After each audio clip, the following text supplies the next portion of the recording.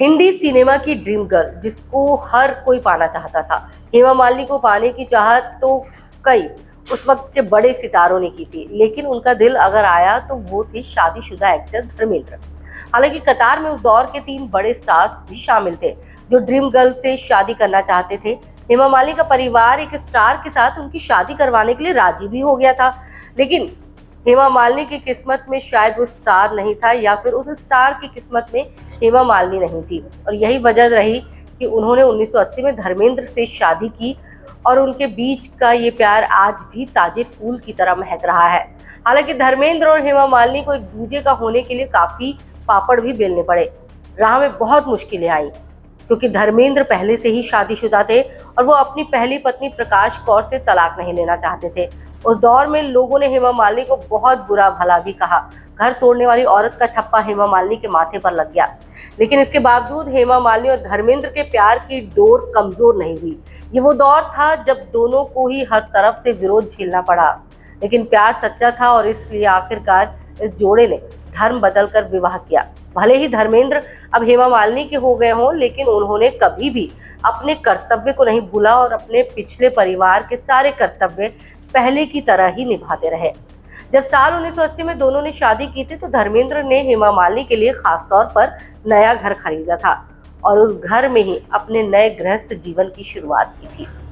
अब अगर हम बात करें कि हेमा मालिनी को प्यार करने वाले यानी पसंद करने वाले की लिस्ट में किसका नाम सबसे पहले आता है, तो सबसे पहला नाम हम लेंगे दिग्गज अभिनेता राजकुमार का।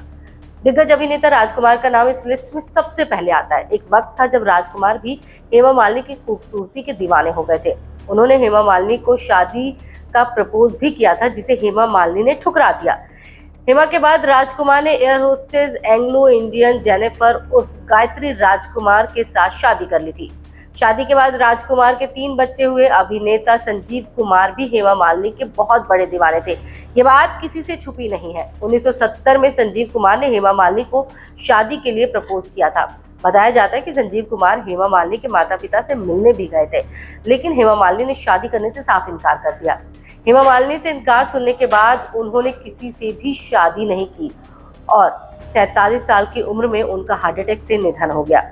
इस लाइन में हेमा मालिनी के दीवानों की लाइन में उस वक्त के सुपरस्टार जितेंद्र भी शामिल थे।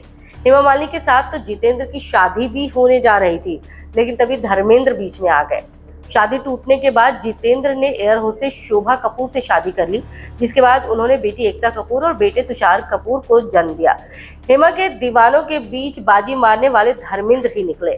धर्मेंद्र और हेमा मालिनी ने साल 1979 में शादी कर ली। दोनों की 2 बेटियां हैं, ईशा देओल और आहाना देओल।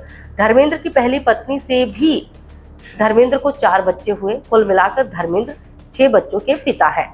अब आपको हेमा मालिनी से जुड़ा एक और दिलचस्प किस्सा सुनाते हैं। रामानंद सागर की रामायण में रावण का किरदार अभिनेता अरविंद त्रिवेदी ने निभाया था।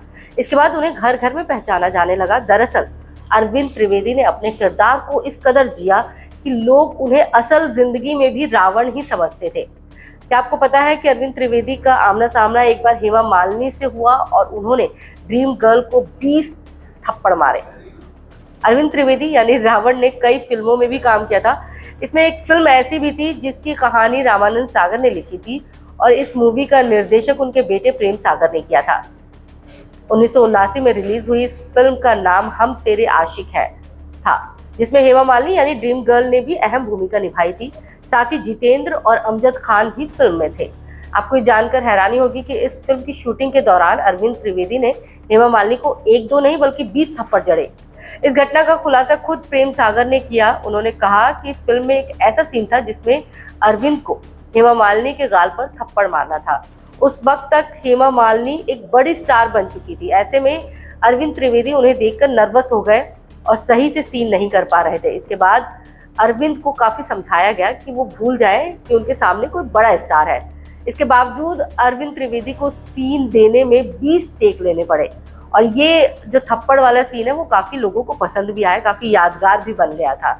तो कुल मिला के हेमा मालिनी ड्रीम गर्ल उस वक्त की जो थी, उस जमाने की, कई दशक तक उन्होंने लोगों के दिलों पे तो राज किया ही, कई एक्टर्स के दिलों पर भी उन्होंने अपनी अमिट छाप छोड़ी और कई एक्टर्स जो थे उस वक्त उनके दीवाने थे और उनकी अदायगी के साथ साथ लोग उनकी खूबसूरती के लिए भी उनको काफ़ी पसंद करते थे।